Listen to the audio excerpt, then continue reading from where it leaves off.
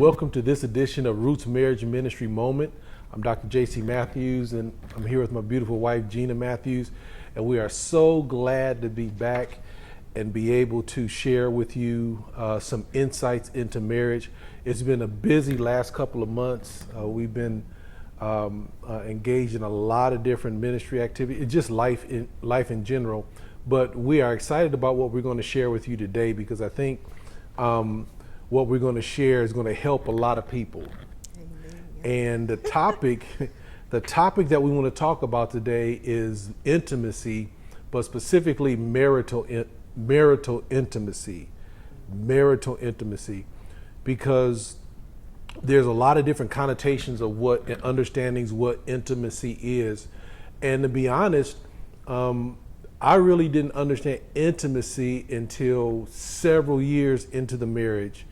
I came into the relationship with a perspective of it that wasn't complete.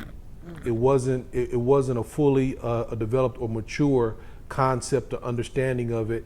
And I think that only true intimacy, and we're going to get into the lesson, only true intimacy can take place over time. Yeah. It takes time. It's a process. It's a process. So we want to talk to you about that. But get your notepads. You're going to want to write down some things. We have some scriptures that we want to share with you. And we think that it is going to be a most interesting and edifying topic in discussion today. So I want to ask a question to start off, just to get the conversation started. And I want you to answer this question where you're at. What comes to mind when you hear the word intimacy? I would say the first thing that comes to mind for most people when you hear the word intimacy is sex. So, and I would agree, most people, especially men, when you hear the word intimacy, your mind goes directly to the sex act. I think it's the same with women. Okay, so right away we got a problem when we're trying to, especially within a marital relationship, try to develop intimacy, because what we're going to find out is, and we've talked about it before and Gena mentioned it, that it's actually a process. Mm-hmm. So the act is actually a combination of a process, and without the process, the act can be something other than intimacy. Exactly. And so I think that there's a lot of problems in people's marriages and relationships because that's not understood. Mm-hmm. And it can cause a lot of problems. I mean, even unintentionally, people can become frustrated, resentful, and harbor certain things in their hearts unbeknownst to them because there's a lack of intimacy. Right. And from one person's mindset, it might be, we're having sex, but the other person that's not what is necessary for me in regards to fulfillment. There's much more to it. Mm-hmm. So as we mentioned, most people would say that the answer when you hear the word intimacy is sex. So intimacy does not begin in the bedroom, but is the process of discovery and getting to know your spouse. What do you got to say about that? I think that's true. I think that people who focus on just the very act of sex, I think that's a very, and not saying that you don't want sex in a marriage, because you do, but to focus on that without building of the relationship is carnal and selfish to me. I like the way you put that, because you said that building the relationship, and you're talking about people that are already in a relationship. Right. There's a level of relationship that has to develop for true intimacy to take place, or it can be selfish. Right. And there's a lot of people that, again, that are wondering, what's wrong with you, or what's the problem? From my perspective, I see that I'm doing everything that I'm supposed to do, or that I think you want to take place, and the person may be looking for a different and a deeper level of relationship that is part of this process. So this is something that you want to write down. Intimacy does not begin in the bedroom, but is the process of discovery and getting to know your spouse. I learned this over a period of time that it actually starts much earlier.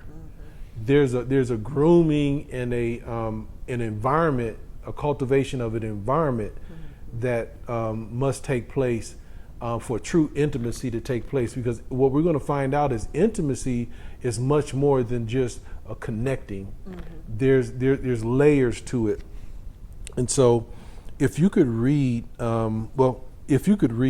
that next sentence where intimacy is much more than. Okay.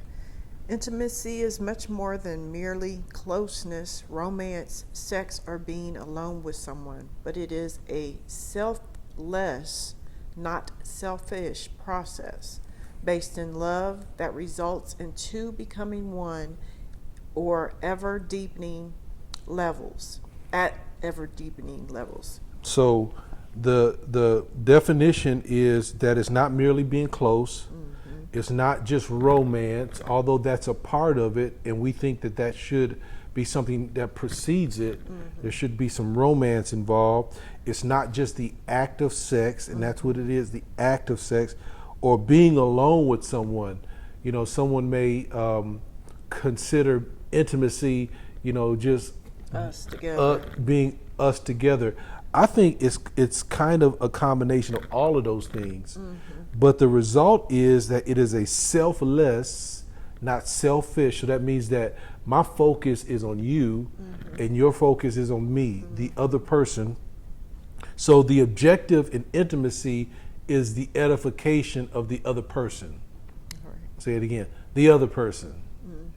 So that has to be a mindset, because that's why many of these things, if that's not a part of it, the other person can even feel used, can even feel unappreciated or devalued in a lot of different ways. So you have to have that concept. I'm here for you, not yourself. And it's a process. That means, and we're going to give a definition to what a process is, but it's not just a single act.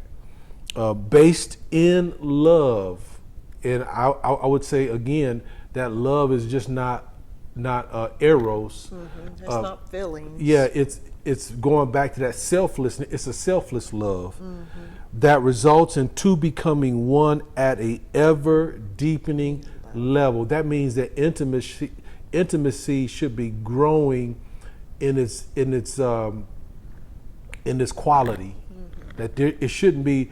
Your level of intimacy should not be the same at year 1 as it is at year 10. Exactly.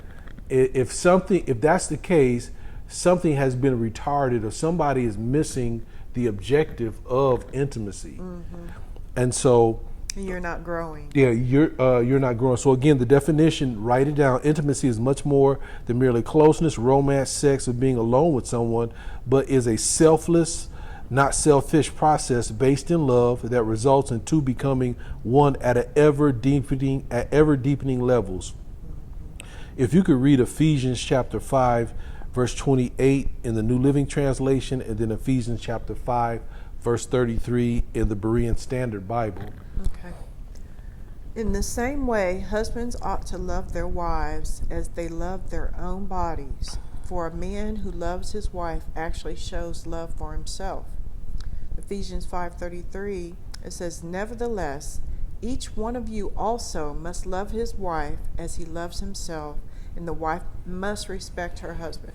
Okay, so let's take a look at Ephesians 5:28. It says, "In the same way, husbands ought to love their wives as they love their own bodies. For a man who loves his wife actually shows love for himself."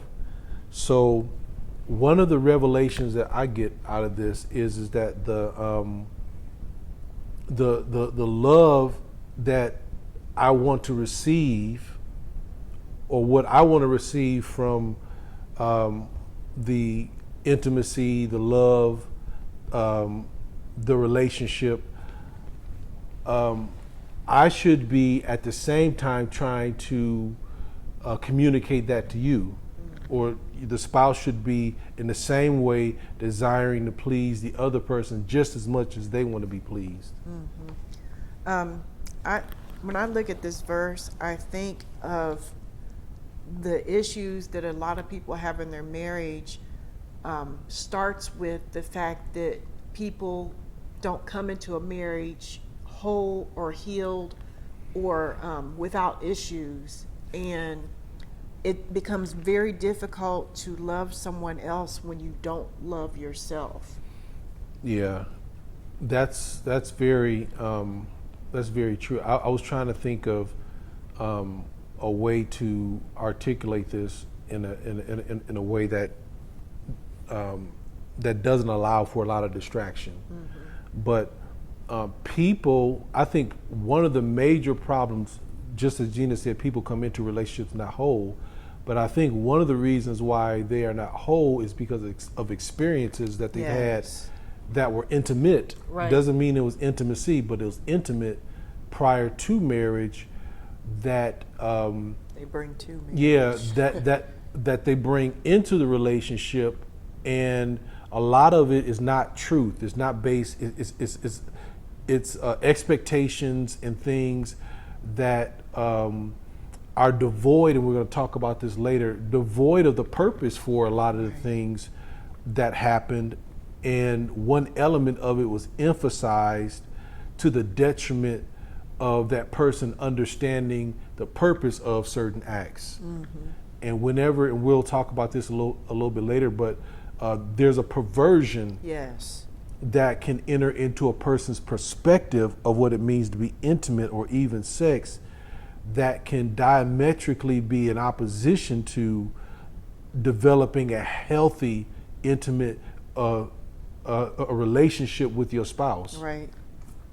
And that's why the Bible is so awesome. I mean, if people say, well, you don't want to be a Bible thumper, you don't want to be a radical. Yes, I do. I do too. I have no problem with that. Because if people actually did what the Bible says concerning certain areas, specifically here, abstain from certain types of activities until you are in a covenant, a relationship, there would be a lot less mental issues. There would be a lot less all around problems. Right. Because God was smart enough and wise enough and insightful enough and loving enough to tell you ahead of time. Right. These things will cause problems. Right. But we know so much. We so smart. And we got people telling us, well, let them find themselves and let them explore and let them develop their own identity. That's carnality. And what is happening is that you are actually allowing a person who is not mature enough to make decisions, to make life decisions, and the only way they learn that those decisions are wrong is through the experience of the consequences. Right. And some of those consequences can't be undone. Exactly. Some of those consequences can be deadly. Deadly. We need to really stick to what the word says. So that's one major way if you want to improve intimacy. Go to the Song of Solomon. Yes. My goodness. I mean, the Bible is not a book that ignores this issue or this part of life. It covers everything. Every area of life the Bible covers, and that's another issue, people not being biblically literate, because if you have read through the Bible, you would have that information. And I want to suggest some of you married couples read through the Song of Solomon together. I would venture to say that y'all need to be someplace where you can close the door. Because it's very graphic, but at the same time, it shows that God hasn't overlooked anything. That's right. And so we want to suggest that to you. Ephesians chapter 5, verse 33, nevertheless, each one of you must also love his wife as he loves himself. Again, reinforcing what we were just talking about. You want to be able to desire to give to your spouse what it is that you yourself desire. Don't allow the exchange to be unequal, where one person is taking everything and you don't even know if the other person, from their perspective, has received anything. You should be conscious of that. Know what their needs are. And that comes from the process Yes. of Getting to know getting your spouse. to know your spouse. Intimacy binds a couple together in a way that is not possible in any other way or relationship. That speaks for itself. I mean, there's nothing more intimate. I can't find the word, or personal, than the process and the culmination of intimacy. The Bible actually says that you become one. So if you could read those next couple verses for us. Genesis 2:24 in the CEV version, it says, "That's why a man will leave his own father and mother. He marries a woman, and the two of them become like one person." In Mark chapter 10 and verse 8 in the CEV version, it says, "He becomes like the one person with his wife. Then they are no longer two people, but one." Wow. So, of course, the Bible in Genesis is talking about the coming together physically of a man and a woman, but he's talking about that union creates a single person, or it's supposed to. There's an assimilation of the identities into one. And this is why, we were talking about premarital activities by people. It's not something that you can just play with or discover or try out. No, you are engaging in something that God has established to bring people together to become one. Right. And one of the issues that causes problems when you engage in that is that there are strongholds in Soul ties. Soul ties. Spiritual realities. Spiritual soul ties when you connect with someone in that way. And most people haven't been, can't say that they went into marriage, virgins.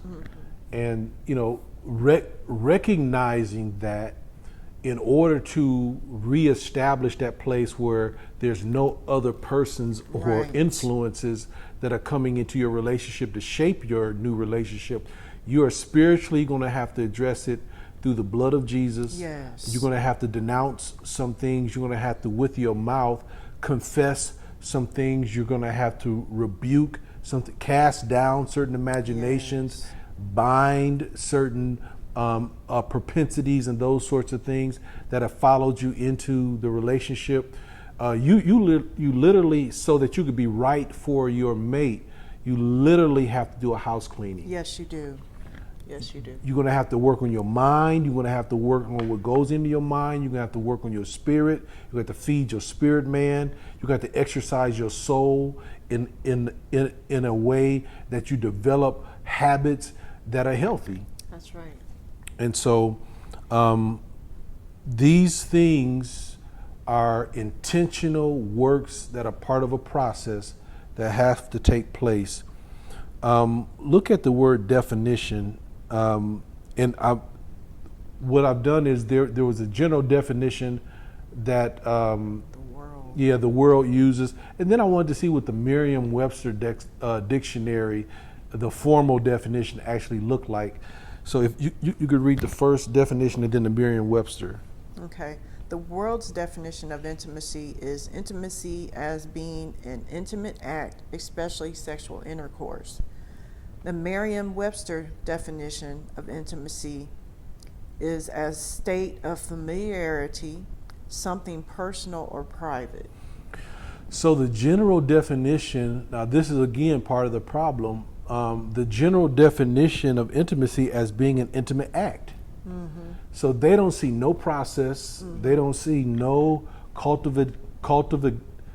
cultivation of a relationship or romance or Nothing. it's just the act. Right. And I think that's why my wife and I talk about this all the time.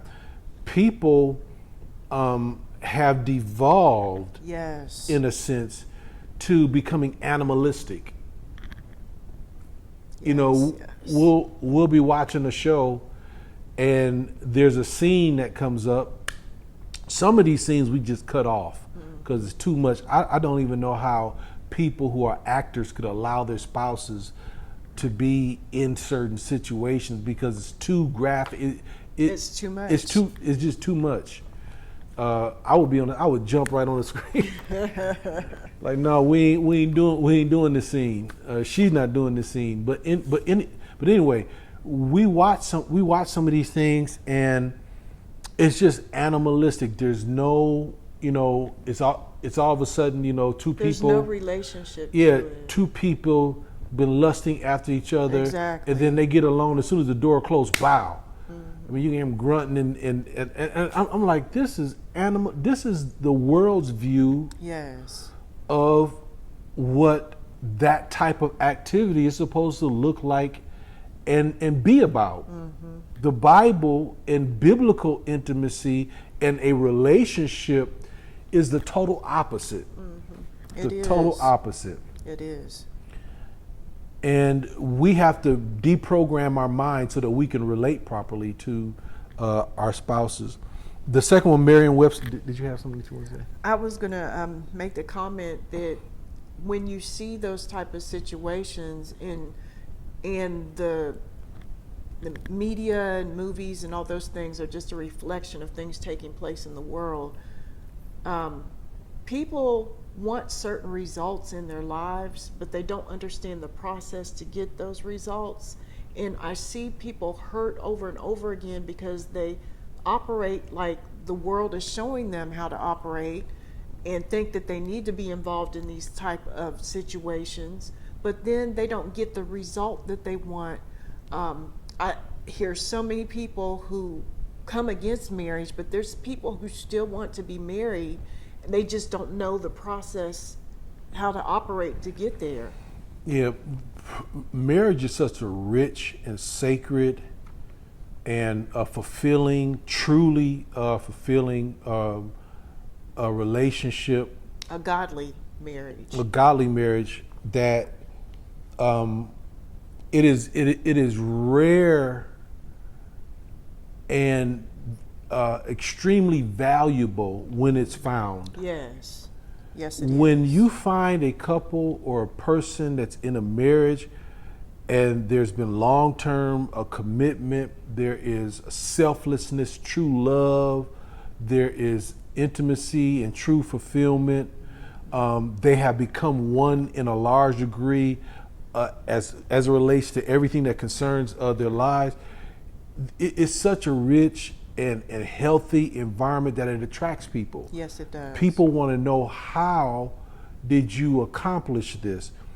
And oftentimes, and specifically when my wife is dealing with people, she tells them the cost of it or the things that, you know, as she was talking about, you can't do these things and expect this outcome. Right. You can't, and I'm going to just say it. You can't just offer yourself to anybody and then the person that you esteem as your person that you want to get married to value you or esteem you as wife material. Right. When you haven't perceived yourself as that to the others that you've given yourself to. Right. So now you got all of this baggage, you got this history, you find this person, it's like, this is the one that I want to marry, and then the person finds out about your prior activities. In his mind, I'm just thinking from a man's perspective, this is not marriage material. Mm-hmm. This is not wife material. Now, men are not. I was going to say. Yeah, men are not excused from that same criteria, because men might be out there saying, you know, all women are the same, you know, all they want to do is use you, and so on and so forth. When you've been a user, or you're not marriage material, you can't be relied upon for anything. You have become habitual in lying. You have become deceitful. There's a lot of different things where you've used people, and all of a sudden you find this one person and you want her to believe that now you're going to change. your MO and the person that you are, and she be the only one, you know, and even if on both sides that does take place, it's possible that people meet the right person and they say, I'm giving up all of that, all that foolishness. Now you got all that baggage. Yeah, and you have to do what we talked about earlier, in house clean. Y'all got to do some house cleaning. You got to start your own. You have to create and develop. This is important.